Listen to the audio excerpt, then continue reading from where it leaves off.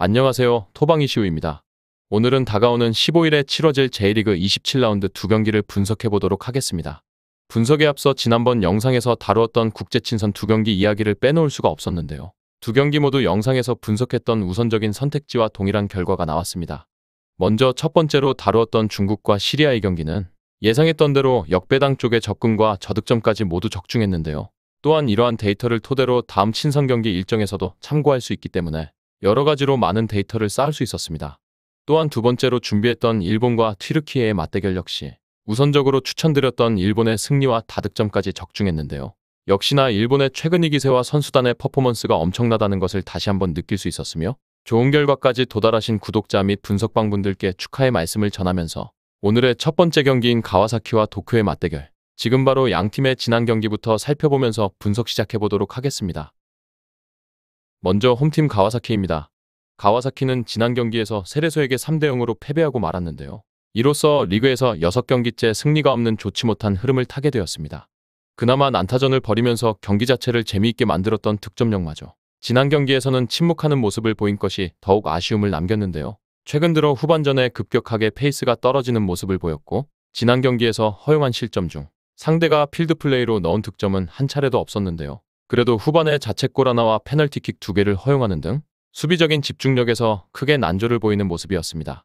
현재 선수단의 노쇠화와 전반적인 활동량의 저하로 인해 시즌을 거듭할수록 체력적인 문제들이 엄습해오는 듯 보였으며 6경기 무승을 기록하는 동안 90분 이후에 실점한 비중도 무려 50%에 도달하기도 했습니다. 그나마 중원에서의 패스워크로 전방으로 공을 투입하는 양상 자체는 어느 정도 잘 갖춰져 있는데요. 이 선에서의 야마다가 연결고리의 역할과 동시에 득점력에서도 꾸준한 모습을 잘 보여주고 있는 편인데요. 문제는 공격진의 다미안과 미야시로 등 최전방 라인의 화력이 지난 시즌보다는 확실히 떨어진 모습의 가와사키입니다. 다음은 원정팀 도쿄입니다. 도쿄는 지난 컵 경기에서 후쿠오카에게 0대2로 패배하면서 1차전의 1대0 승리가 역전되고 말았습니다. 후쿠오카의 철벽같은 수비에 막혀버리고 말았는데요. 지난 경기에서 도쿄가 기록한 유효 슈팅은 하나도 없었을 정도였습니다. 물론 지난 경기에서는 갑작스럽게 3-3-2라는 생소한 전술을 썼다는 점을 어느 정도는 감안해야 했는데요. 중앙을 아예 틀어막고 지키기에 들어가겠다는 의도라 해석되었는데 포백에 익숙한 선수들이 이러한 전술에 혼란을 느꼈다고 보여졌으며 이번 경기에서는 기존의 4-2-3-1을 채택하여 전방 압박 라인에 꽤 힘을 주는 양상을 기대해볼 수도 있는 도쿄입니다.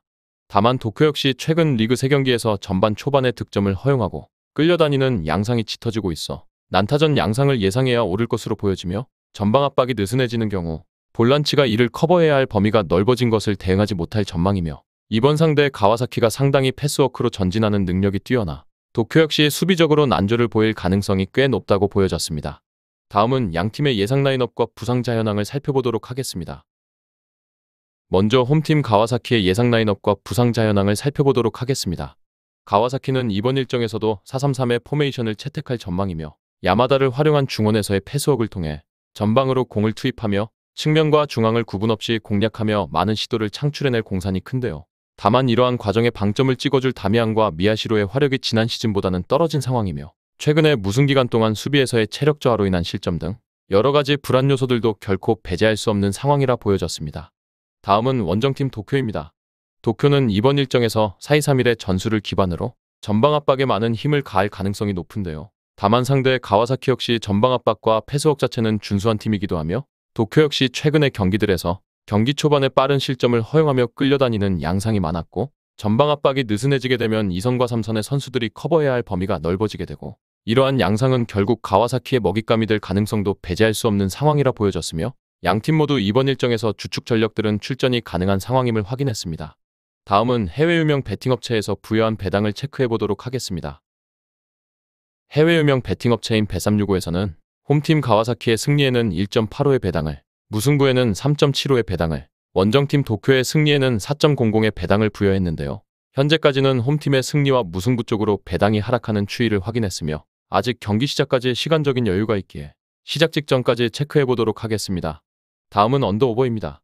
2.5의 기준에서 보았을 때 오버에는 1.73의 배당이, 언더에는 208의 배당이 부여되었는데요. 현재까지는 다득점 쪽으로 배당이 동일하게 하락하는 추이를 확인했습니다. 끝으로 이번 경기의 우선적인 결론을 말씀드리면서 마무리해보도록 하겠습니다. 이번 경기는 우선적으로 다득점 경기를 예상해보도록 하겠습니다. 가와사키의 현재 에너지 레벨의 문제와 도쿄의 선취골 허용 비중을 고려했을 때 초반부터 종반까지 꽤 많은 골이 터지는 경기가 될 가능성이 높을 전망이며 난타전 양상에서는 승무패의 변수가 상당히 높은 만큼 무승부 쪽의 가능성도 염두에 두면서 스코어로 접근하시는 것을 권장드리며 1순위로 다득점과 도쿄의 핸디캡 승리 쪽 접근을 고배당을 노려보시는 분들께는 무승부의 접근까지 권장드려보면서 오늘의 첫 번째 경기 분석 마무리해보도록 하겠습니다. 정확한 배당 변동에 따른 실시간 추적과 최종 예측은 배팅 마감 직전까지 이루어져야 합니다.